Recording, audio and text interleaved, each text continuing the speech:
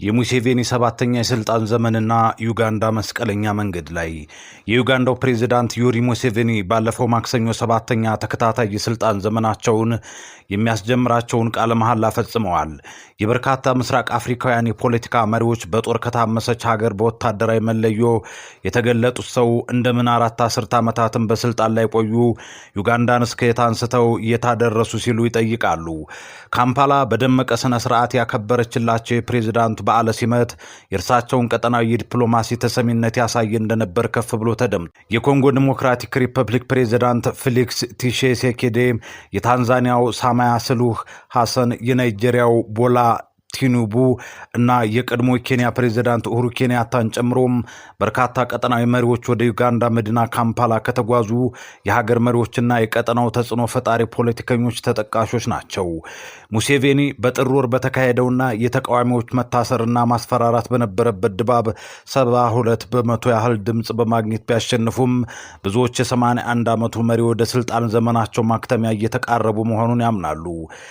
ይሁን እንጂ ዶቼ ቬለ ያነጋገራቸው ዩጋንዳውያን ገና ብዙ የሚሰሩ ስራዎች እንዳሉ ይናገራሉ።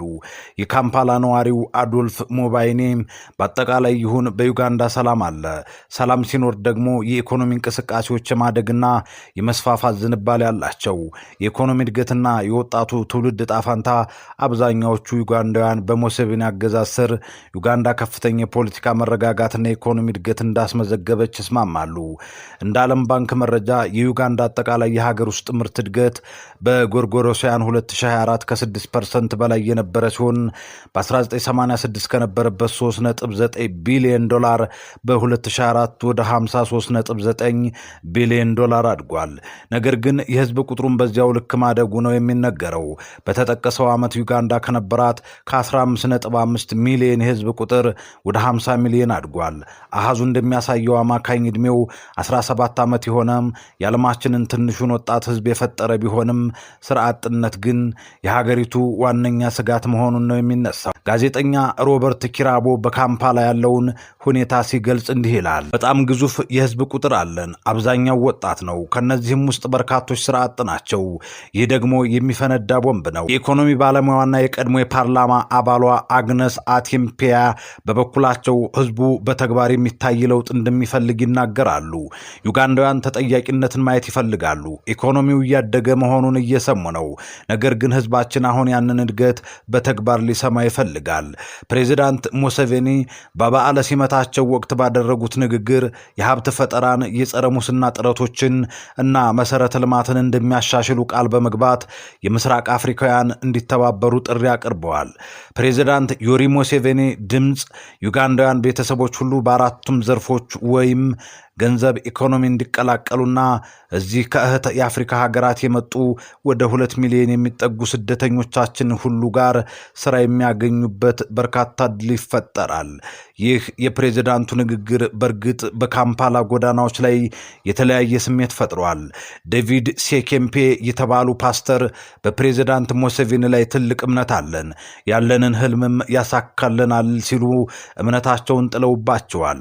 የጎዳና ላይ ተንቀሳቃሽ ነጋዴው ጁስተስ ኪዛ ግን ባለፈው የስልጣን ዘመን ፕሬዝዳንቱ የነጋዴዎችና የጎዳና ላይ ሻጮችን ጉዳይ በአግባቡ አልያዙትም በማለት ቅሬታውን ገልጿል። የማኬሬሬ ዩኒቨርሲቲ ተማሪዋ ጆብሌስ ሳራ ናንኪንጋ ደግሞ የህዝብ ገንዘብ ምዝበራ ችግር መሆኑን ጠቅሳ መንግስት ለወጣቶችና ለስራ ፈጣሪዎች የሚሰጠውን የገንዘብ ድጋፍ ማሻሻል እንዳለበት ተናግራለች።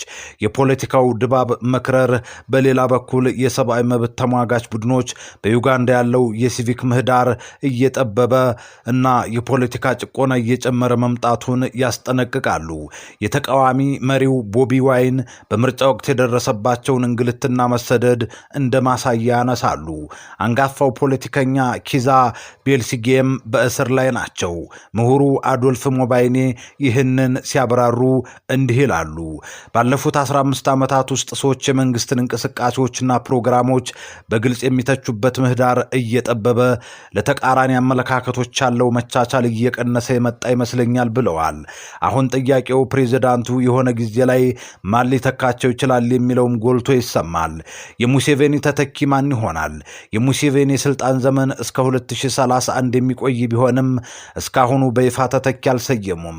ይህ ደግሞ ሌላው ትልቅ ስጋት መሆኑን አዶልፍ ሞባይኒ ይናገራሉ። ይህ ለብዙዎቻችን ትልቅ ስጋት ነው። ምክንያቱም በሂደት ለሰላማዊና ስልታዊ የፖለቲካ ስልጣን ሽግግር የሚሆን የተደራጀ ዝግጅት ይኖራል ብለን አስበን ነበር።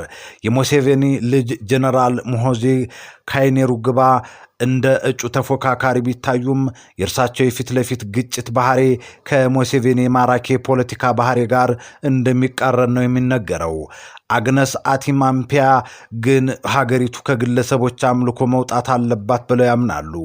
አግነስ አቲማምፒያ ድምፅ እንደ ሀገር ዩጋንዳን እንደ ሙሴቬኒ የግል ንብረት አድርጎ ከመመልከት መራቅ መጀመር አለብን ብዬ አስባለሁ። ከግለሰቦች መራቅ አለብን። ምክንያቱም መልካም አስተዳደር ሁልጊዜ የሚለካው በስርዓቶች በብቃትና በቀጣይነት ነው።